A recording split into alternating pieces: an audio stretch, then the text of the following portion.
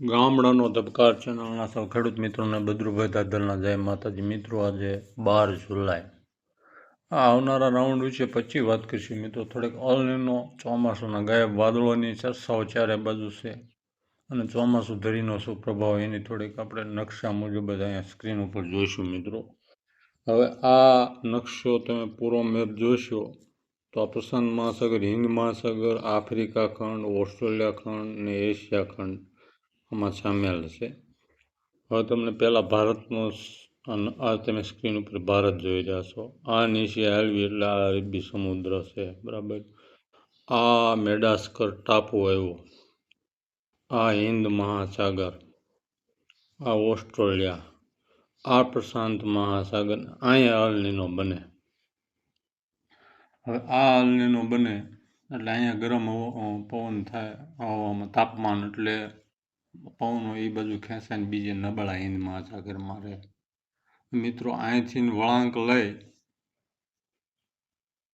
અને આ પ્રશાંત મહાસાગરના અહીંથી આ બંગાળની ખાડી છે, સ્ક્રીન ઉપર જુઓ. અહીંથી વળાંક લે બંને બાજુ અને અડધા હિન્દ મહાસાગરથી અરબી સમુદ્રમાં આવે. એટલે મિત્રો આ પવનો આવી રહ્યા છે. અલનીના બાબતે વાત કરીએ તો અલનીનો અત્યારે સક્રિય નથી. અલનીનો વિશે વિભિન્ન 4 એજન્સીઓ, આપણે યુરોપિયન મોડલ અમેરિકાનું નોવા, ઓસ્ટ્રેલિયાનું BOM અને ભારતીય IMD શું કહેશે તેની વાત કરીએ તો મિત્રો નોવા એમ કહેશે કે 2024ના અંતમાં અલનીનો સક્રિય થશે.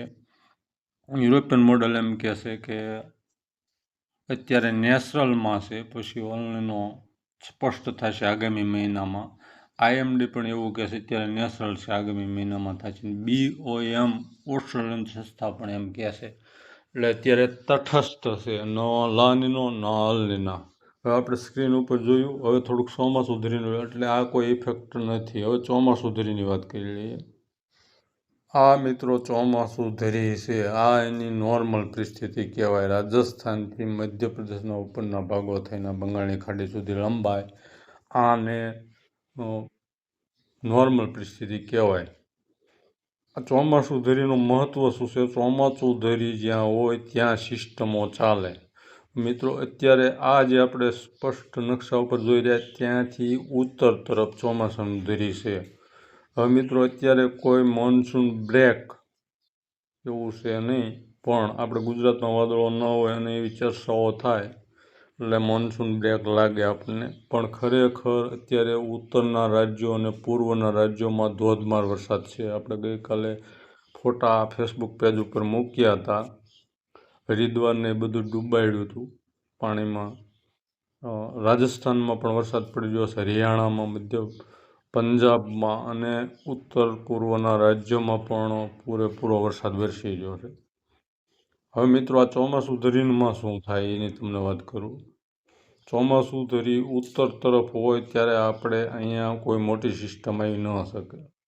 લોકલ લેવલનો કોઈ ટ્રફ બને, યુએસી લોકલ લેવલમાં બને, તેના હળવા ઝાપટા પડી શકે. હવે અત્યારે આ તમે જે લાઈન જોઈ રહ્યા છો એથી ઉત્તર તરફ હિમાલયની તળેટીમાં ચોમાસું ધરી છે અને તે નીચે આ જગ્યાએ આવે ને પછી કોઈ માનો કે સિસ્ટમ બની તો અહીંયા આવે તો આપણે ગુજરાતને લાભ મળે. આ તે તમે લાલ લીટી જોઈ રહ્યા છો તે, બરાબર.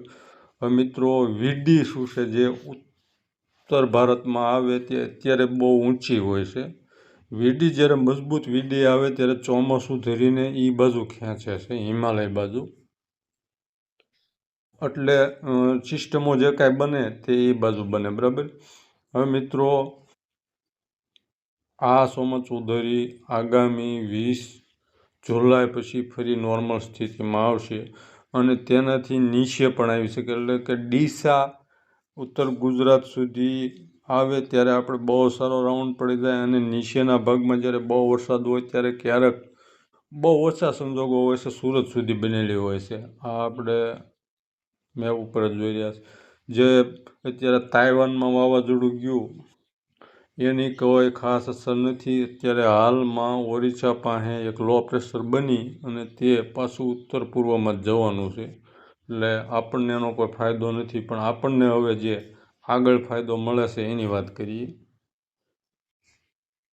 મિત્રો, આગળ આપણે એક વીડી થોડીક નીચે આવીને એનો ટ્રફ લંબાય છે, અને જે કેરળથી દક્ષિણ ગુજરાત સુધી જે ટ્રફ બને તે ટ્રફ આગામી સમયમાં મજબૂત બને છે. એટલે કે મિત્રો 14થી છૂટા છવાયા ઝાપટા પડે અને થોડુંક પ્રમાણ વધ્યું છે હાલ મોડલો મુજબ. હવે એની વાત કરીએ તો મિત્રો એમાં કન્ફર્મેશન ન આપી શકાય, પણ દરિયાઈ પટ્ટીના જે કાંઈ વિસ્તારો છે એમાં મધ્યમ વાવણી પણ થઈ શકે, અને આ પેટર્ન મુજબ 4 દિવસ ઝાપટાની શક્યતા છે. એટલે કોઈ મોન્સૂન બ્રેક કે ચોમાસું વાદળો ગાયબ થઈ ગયા ને આ તે એવી ચર્ચાઓ તમે તે સોશિયલ મીડિયામાં સાંભળશો. કોઈ ન્યૂઝ ચેનલો આ તે એને બધાને તો જેટલી ચંચનાટી ફેલાવવાની હોય એટલી ફેલાવતા હોય છે, પણ મિત્રો ખરેખર આ જે તમે જો પરિસ્થિતિ આપણે આ 15 તારીખનો મેપ જોઈ રહ્યા છીએ, હમણાં 16માં જોઈશું, એટલે ઝાપટાઓ શરૂ થઈ ગયા છે. ગુજરાત રિજનમાં પણ સારો છે, દરિયાઈ પટ્ટીમાં સારો છે, સૌરાષ્ટ્રમાં ફેલાય છે, કચ્છમાં ફેલાય છે, પણ લગભગ ચાન્સવાળો આ રાઉન્ડ છે.